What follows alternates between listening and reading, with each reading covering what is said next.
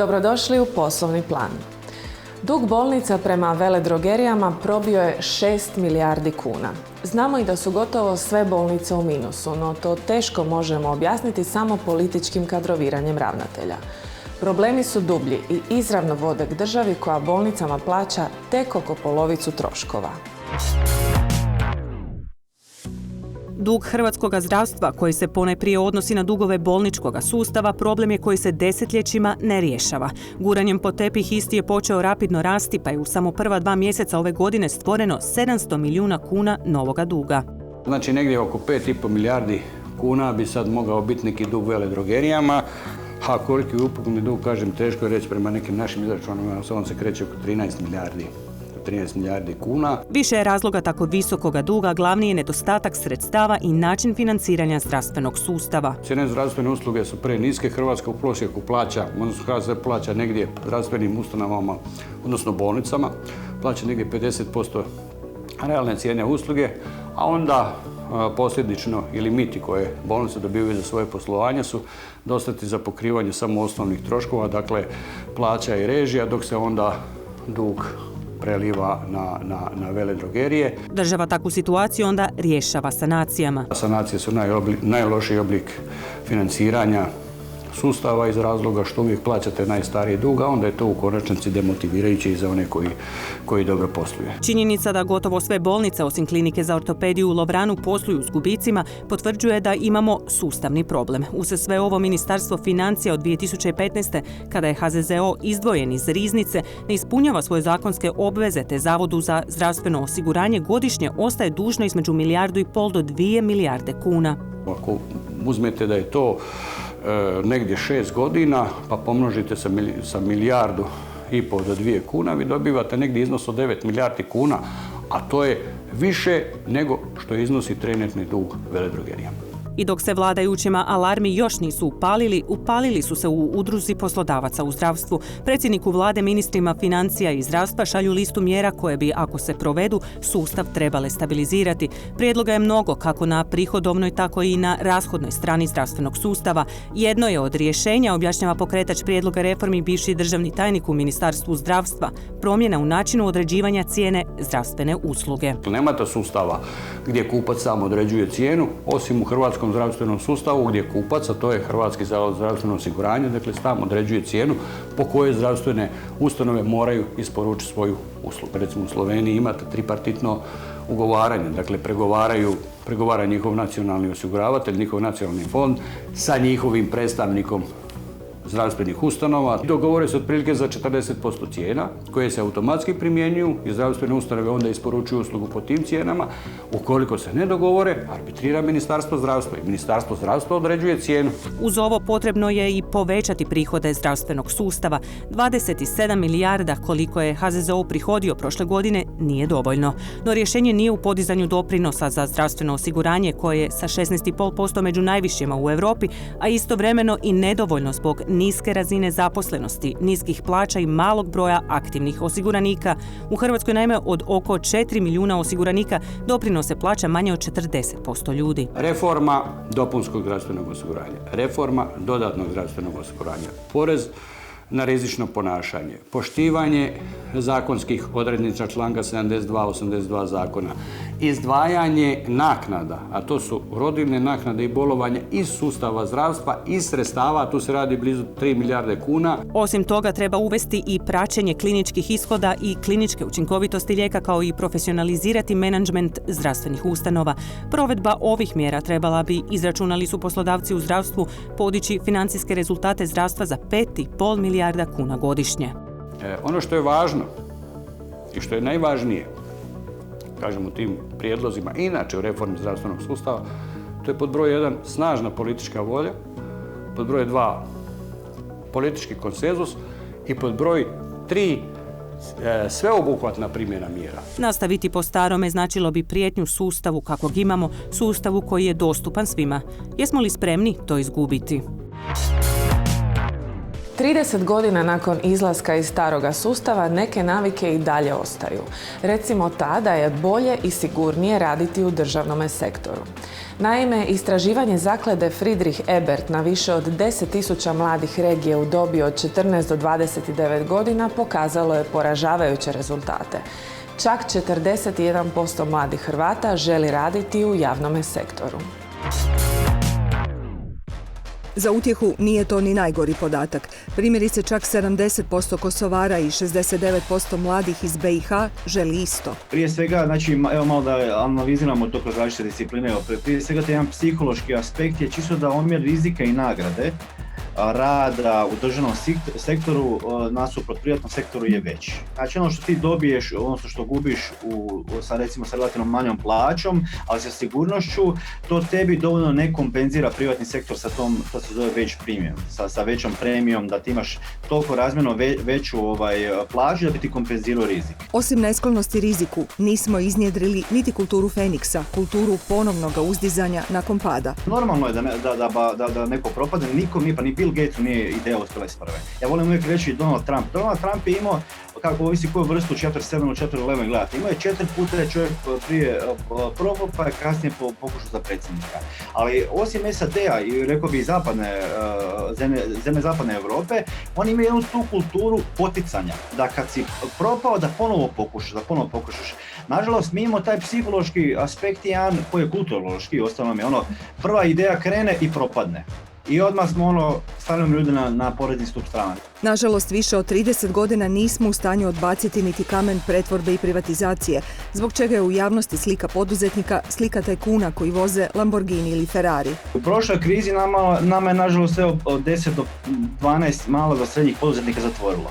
Ali nije poduzetnik taj koji vozi Ferrari i ne isplaćuje plaću. To je onaj poduzetnik koji vam na uglu ima pekar i koji ima 2 ili 3 zaposlenika ili zaposlenice. To je onaj koji vam na kiosku prodaje cigarete, koji ima 2 ili 3 zaposlenika. Znači to su mikro i mali poduzetnici koji redovno u recesijama kod nas gube tlo pod nogama jer imaju veliko porezno opterećenje i imaju lošu podršku u politiku. Uz to, obrazovni je sustav već predugo izvan stvarnosti, pa ne samo da su fakulteti i tržište potpuno neusklađeni, nego nas sustav uporno uči kako da budemo zaposlenici, ne poduzetnici.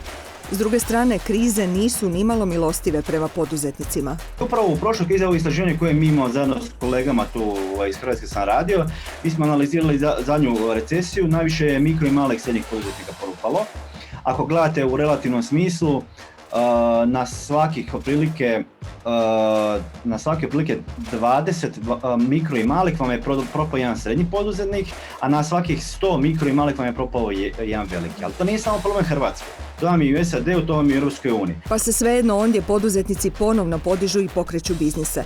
Stoga je taj psihološki aspekt njegovanje kulture vlastitih biznisa, a ne zapošljavanje u državnom sektoru najvažniji. Ljudi koji imaju poduzetnički smisao, takvi ljudi se, ja mislim, rađaju. Dio je nešto obrazovnog sustava, evo ja sam doktor ekonomskih znanosti, pitanje kako bi ja uspio da se meni da neki kapital da ja idem nešto poduzeti. A znamo da većina ovih Bill Gates koji su najveći na svijetu, oni čak i nemaju fakultete ili su otišli sa fakultete ili nije ih zanimalo. Nama još mnogo toga nedostaje, recimo uređeni pravni sustav i ubrzanje stečajnih procesa. Umjesto toga njegujemo iseljavanje i kulturu radnoga mjesta. No čini se ipak da pandemija silom pokreće neke druge trendove, one rada za sebe. Klima je već neko vrijeme čudljiva, pa nagla skakanja iz kratkih rukava u kapute i obrnuto više nisu iznenađenje. Pri tome najviše stradavaju poljoprivrednici jer usjevi i nasadi izravno ovise o vremenu. Štete se nedavnoga mraza još zbrajaju, a mi pokušavamo odgovoriti na vječno pitanje. Zašto se premalen dio njih osigurava? Voćari ponovno zbrajaju štetu, ovoga puta zbog mraza koji je 2 dana 7. i 8. travnja zaledio voćnjake. Sa sigurnošću reći kolike će štete biti je trenutno teško reći. Sigurno je da kod onih ranih sorti voća, marelice, trešnje, kruške, da će biti jako velike. Pa iako ovakve situacije kao ovogodišnji mraz više nisu nikakva iznimka, već pravilo jer su zbog klimatskih promjena suše, tuča i mraz postale svakogodišnje pojave, domaći poljoprivrednici prave zaštite nemaju. Tako njih tek oko 3% svoje nasade, usjeve, životinje i biljke osigurava. Država je to pokušala promijeniti dijeleći potpore i sufinancirajući 70% premije osiguranja, no bitnih pomaka nema. Nakon početnog trenda rasta interesa, voćari primjerice od osiguranja odustaju. Nažalost, prošle godine, a i ove godine je primjetan pad osiguranja iz tog jednostavnog razloga jer su uvjeti osiguranja od osiguravateljnih društava postali izuzetno oštri. Premija je znatno narasla, a u samom likvidiranju štete bilo je dosta problema i dosta velikih nezadovoljstava od voćara. Konkretno, premija osiguranja iznosi oko 25% osigurane svote, no isplatu će poljoprivrednici teško dobiti jer osiguravatelji razlikuju nastanak štetnog događaja u odnosu na stvarno nastalu štetu. U prijevodu to znači da štetu imamo, ali da nije nastao osigurani slučaj. Ove godine to izgleda kod jednih osiguravatelja izgleda da je pokriće za osigurani događaj, štetni događaj, počinje tek 10. travnja. A imamo evo situaciju da se štete događale 7., 8. i 9. travnja. Znači, bez obzira što je šteta evidentno nastala, što znamo, vidimo iz medija ovih dana, nažalost kod tog osiguravateljnog društva nije nastao osigurani slučaj. Oni koji su dakle i osigurali svoje nasade isplatu za nastalu štetu neće dobiti. Državne potpore namijenjene poticanju osiguravanja poljoprivredne proizvodnje, za što je kroz podmjeru 17.1 u posljednje 3 godine izdvojeno više od 300 milijuna kuna, poljoprivrednicima situaciju s osiguravajućim kućama nisu učinile ništa isplativijima. Prije jednom 7-8 godina, 5-6, ja sad ne znam točno nije. Mislim da samo Croatia osiguravala poljoprivredu. Druge osiguravajuće kuće su to izbjegavale na jedanput, sad ima više osiguravajućih kuća, što zapravo znači da su vidjeli priliku gdje mogu zaraditi neki novac. S druge strane, kako je interes porasao ovih osiguravajućih kuća, tako se i dizala cijena osiguranja. Kad želite naplatiti, onda vam uvijek nađu načina kako da vam umanje to je vaše pravo na osiguranje. Prave zaštite u osiguranju dakle nema. Poljoprivrednicima stoga jedino preostaje ulagati u sustave zaštite od elementarnih nepogoda. Zaštita od mraza jako malo, negdje od ukupno voćara, negdje oko 2%. Znači što se tiče jabuka, negdje 500-600 hektara ukupno ima zaštitu od mraza u Hrvatskoj. Što se tiče zaštite od tuče, tu ima nešto više, tu je negdje oko 10% voćara ima zaštitu od tuče. Što se tiče navodnjavanja, to je isto, to je prisutno. Razlozi za ove poražavajuće brojke dobro su znani. Takvi su sustavi izuzetno skupi. Cijena mreža za obranu od tuče iznosi oko 120.000 kuna po hektaru. Obrana od mraza pak stoji oko 75.000 kuna po hektaru bez troška akumulacije. A ovakvu vrstu modernizacije država slabo potiče. Mjere same za zaštitu voćnjaka nema ili su nedostatne. U državi ozbiljne poljoprivredne proizvodnje, odnosno proizvodnje hrane, poljoprivrednici ulažu i u osiguranje i u sustave zaštite. U Hrvatskoj ne ulažu niti u jedno, niti u drugo. Ubrzana digitalizacija širi se poput požara, no kako je provesti u cijelim industrijskim granama? Primjerice, čin izdavanja garancijskih listova pri kupnji nekog uređaja kompliciran je proces koji uključuje proizvođača, distribuciju, maloprodaju i kupca. Stoga je prilično izazovno digitalizirati taj proces. Odnosno, više nije, jer imamo aplikaciju koja rješava stvar. S obzirom na to da se i dalje ne nazire kraj pandemiji koronavirusa, trend ubrzane i prisilne digitalne transformacije započet prošle godine nastavlja se i u 2021. Osim brojnih konferencija, sastanaka i predavanja, svoje su mjesto u virtualnom svijetu dobili i garancijski listovi. Zahvaljujući Emilu Iliji Periću, stotine papirnatih listića uokvireno je u novu dimenziju. Postoji mobilna aplikacija u koju unesete svu vašu imovinu, sve vaše stvari, uređaje koje ste kupili, evidentirate jamstvo, račun, upute, sve ono što dokumentacija vam je bitno za taj uređaj. I naravno onda aplikacija vam pruža evidenciju, dokumentaciju i s vremenom će vam pokušati automatizirati sve korake za ostvarivanje tog jamstva. Glavni je cilj takvog alata osigurati što jednostavniji proces u ostvarivanju jamstvenog prava. U isti bi proces trebali biti uključeni proizvođači, prodavači, serviseri i potrošači. Nama je cilj u većoj mjeri osvijestiti ljude o tome koja su im prava, ali istovremeno pomoći samim proizvođačima i prodavačima da dobiju povratnu informaciju od samih korisnika. Da znaju kako oni koriste te uređaje, da li su s njima zadovoljni ili nisu. Dosadašnje iskustvo, kaže Emil, pokazalo je kako su građani s odobravanjem prihvatili novi koncept, budući da sve vole imati na jednome mjestu. Pozitivnim reakcijama nada se i od poslovne zajednice. Često možda i s nekim odmakom, jer sa njihove strane platforma je malo kompleksnije naravi i treba malo razumjeti i posložiti njihov proces da bi odgovarao platformi, a platforma naravno se mora prilagoditi njima.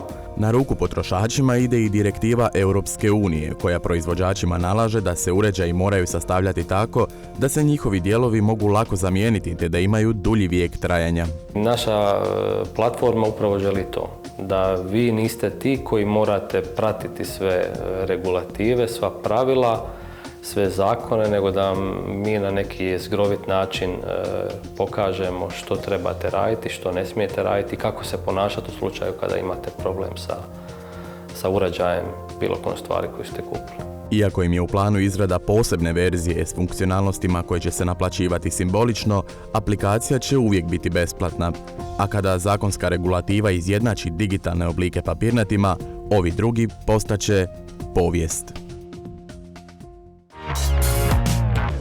Bez društvenih mreža i online dostupnosti svima u svakome trenutku rijetko tko može. No svakodnevna prisutnost u virtualnom prostoru, 24-satna raspoloživost poslodavcu i multitasking, riječju fear of missing out, nisu bezazleni. Pregorijevanje je tek jedna od posljedica. Fear of missing out, odnosno strah od propuštanja informacija, fenomen je koji se manifestira već u dječjoj dobi. Istraživanje pokazuje da više od 50% mladih ljudi neprestano provjerava obavijesti, što u konačnici dovodi do rastresenosti. Kada se ta praksa nastavi u odrasloj dobi, teško je razlučiti granicu između straha i informiranosti. Zašto je to tako, objašnjava Daniel Labaš. Koautor priručnika Razgovarajmo o životu s druge strane ekrana. Pa samo zato što u današnjem svijetu, dakle suvremenih medija, u svijetu u kojem smo svakodnevno bombardirani sa tisućama i tisućama različitih informacija, ne postoji mogućnost da se iz tog velikog vala jednostavno isključimo. Labaš dodaje i da je multitasking mit koji ne bi trebalo prakticirati, već se usmjeriti na ono što radimo u određenom trenutku. Psiholog Mitja Ružičić pojašnjava u kojim situacijama možemo prepoznati da je takozvani FOMO uzeo maha. Dovodi do, u tim nekim ekstremnim situacijama, do osjećaja fizičke i emocionalne iscrpljenosti, ono što bismo zvali burnout, i ovo što sam ranije spomenuo, psihološkog odvajanja od posla. Težeg psihološkog odvajanja od posla, budući da ljudi konstantno imaju potrebu biti online. Kada svakih nekoliko minuta provjeravamo obavijesti, imamo potrebu odgovoriti na poruku istog trena kada je dobijemo ili javiti se na poziv čak i kada smo u svojem poslu, tada stvari postaju alarmantne. Ako je došlo do tog kritičnog stupnja da izrazito loše utječe na naše mentalno zdravlje, da se jednostavno osjećamo anksiozni oko toga konstantno, definitivno bismo trebali potražiti psihološku pomoć, jer ono što nam psiholog može pomoći je naučiti načine zapravo da osvijestimo odakle proizlazi taj strah i načine na koji, odnosno tehnike pomoću kojih možemo kontrolirati to i umanjiti potrebu da konstantno provjeravamo informacije vezane za posao. U nekim zemljama već postoji u Zakonu o radu takozvano pravo na isključivanje, koje osigurava radnicima isključenje bez ikakvih posljedica. Europski parlament je također donio rezoluciju prema kojoj bi sve države članice trebale u svoje zakonodavstvo ugraditi isti zakon. S obzirom na istraživanja, taj zakon je i više nego potreban zaposlenima. Jer se boje, i u tome i jest poremećaj, da je izvan njihovog svijeta, dakle u tom virtualnom svijetu nekakve grupe koje oni pripadaju bolje, zabavnije, zanimljivije od onog trenutka koji živimo. I to nas odvodi zapravo u jednom drugom smjeru i u jednu drugu krajnost. A to je da postajemo nezadovoljni svojim životom, s onim što trenutno ja i vi živimo, što naši gledatelji žive. I to nije dobro. Mimo zakona intervenirati možemo na još 2 razine. Jedna obuhvaća menadžment koji bi svojim primjerom trebao pokazati da je u redu biti dostupan samo tijekom radnog vremena. Na individualnoj razini pomoći će vježba nedostupnosti i osjećaj ugode neodgovaranja na poruke odmah. A ono što se obično događa kad stvarno to probamo, shvatimo da ljudima nije toliki problem, što im nismo isti tren odgovorili, da im je ok da razumiju, jer su oni u istoj, dobar dio ljudi je u istoj situaciji kao i mi. U vremenima kada je zdravlje tema broj 1, dobro je osvijestiti i troškove koje iziskuje bolničko liječenje ili stalna kupnja lijekova. Stoga je dobro razmisliti o ugovaranju dopunskog zdravstvenog osiguranja koje pokriva dio takvih troškova. Još je Leonardo da Vinci zaključio da polovicu života provodimo gubeći zdravlje, drugu polovicu pokušavajući ga vratiti. Ni suvremeni život nije drukčiji, stoga je briga o zdravlju naš najvažniji zadatak. Generali dopunsko zdravstveno osiguranje pokriva, bez ograničenja na godišnji iznos, troškove participacije u sustavu javnog zdravstva Republike Hrvatske, kao i troškove lijekova s osnovne, takozvane A liste lijekova. Dobro je znati i da jedino Generali isplaćuje povrat 15% godišnje premije dopunskog zdravstvenog osiguranja ako nije korišteno osigurateljno pokriće. Trošak lijekova sa liste pokriven je obveznim zdravstvenim osiguranjem i u slučaju korištenja takvog lijeka osiguranik plaća samo 10 kuna participacije. S dopunske B liste lijekova Generali dopunsko zdravstveno osiguranje pokriva trošak participacije do 1500 kuna godišnje. Drugu skupinu lijekova čini dopunska ili B lista lijekova. Ona sadrži lijekove s višom razinom cijene u odnosu na cijene s osnovne liste. Kod troškova lijekova s B liste, Hrvatski zavod za zdravstveno osiguranje osigurava pokriće troškova u visini cijene ekvivalentnog lijeka s osnovne liste lijekova, a ostatak troška osiguranik snosi sam. Upravo je u takvom slučaju vidljiva korist ugovaranja Generali dopunskog zdravstvenog osiguranja, gdje svi dodatni troškovi i naknade bivaju pokriveni do 1500 kuna tijekom godišnjeg osigurateljnog razdoblja. No osim troška lijeka, ni trošak participacije nije zanemariv, posebno ako ste češće prisiljeni posjećivati liječnike. Iskaznica Generali dopunskog zdravstvenog osiguranja pomaže na način da osiguranoj osobi pokriva participaciju u trošku do pune cijene zdravstvene zaštite, koja proizlazi iz obveznog zdravstvenog osiguranja i to bez ograničenja na godišnji iznos. Naime, ukoliko osoba nema sklopljenu policu dopunskog zdravstvenog osiguranja, tada će, razumljivo, morati sama iznositi razliku u trošku zdravstvene zaštite u sustavu javnog zdravstva. Znamo da su troškovi participacije propisani Zakonom o obveznom zdravstvenom osiguranju. Razlika u troškovima ovisi o vrsti postupka, dijagnoze zbog koje je osoba hospitalizirana, odnosno vrsti bolničkog liječenja koja je podvrgnuta. Generali iskaznica dopunskog zdravstvenog osiguranja služi kao sredstvo plaćanja participacije u primarnoj zdravstvenoj zaštiti, koja obuhvaća obiteljsku, odnosno opću medicinu, dentalnu medicinu, ginekologiju i izdavanje lijeka s osnovne A liste po receptu. Također, služi kao sredstvo plaćanja u svim ugovornim ustanovama Generali osiguranja, što uključuje sve bolničke centre i većinu bolnica u Hrvatskoj. Zdravlje je najljepše odijelo koje nosimo, a najbolje pristaje ono s kojim smo pokriveni i u slučaju bolesti. Dragi gledatelji, hvala vam što ste bili s nama i ove subote. Vidimo se ponovo za točno tjedan dana i ne zaboravite, dobar posao treba dobar poslovni plan.